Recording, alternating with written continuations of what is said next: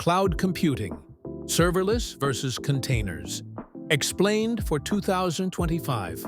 If you've ever stood in front of a coffee shop menu, overwhelmed by the sheer number of latte variations, you already know what it feels like to choose between serverless and containers.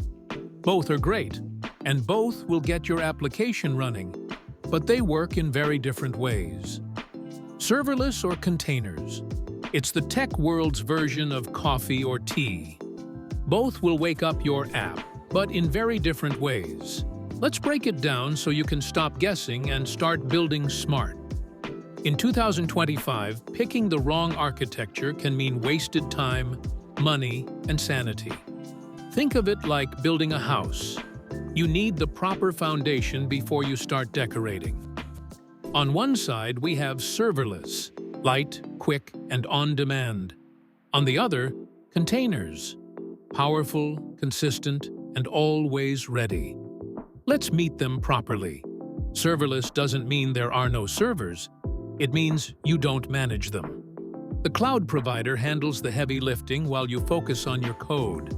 Perfect for event-driven APIs, quick data crunching, or running AI predictions. It's like calling a taxi. You only pay when you ride. Pay only for what you use, skip the server babysitting, and deploy in minutes.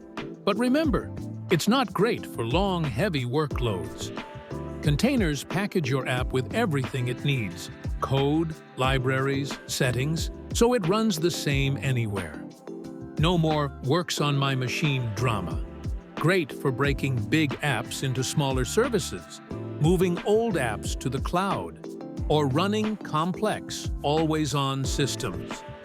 You decide the environment, keep apps separate, and ensure they behave the same in dev, test, and production. Serverless is quick to set up, scales automatically, and charges per use. Containers take longer to set up, need orchestration, but give you full control and portability. Short, spiky workloads? Serverless saves money. Long-running, steady workloads? Containers might be cheaper in the long run. Is my workload short-lived? Do I need full control? Will my app run constantly? Am I worried about vendor lock-in? Your answers point you to the right choice. Go serverless when you want to move fast, keep costs tied to usage, and avoid managing infrastructure. Go containers when you need fine-tuned control, consistent environments, and the ability to run anywhere. You don't have to pick just one. Many systems use both. Serverless for quick tasks, containers for the heavy lifting. The future is about mixing, not choosing sides. Cloud computing. Your sky's the limit. Cloud computing is like having a magic backpack that holds everything. Your files, your apps, your cat memes, and you can open it anywhere in the world. It scales faster than your coffee addiction, keeps your data safer than a dragon guarding gold, and lets you collaborate without the awkward "who has the latest version" email chain. If this video put a little extra in your cloud, give it a like, tap subscribe, and share it with your crew.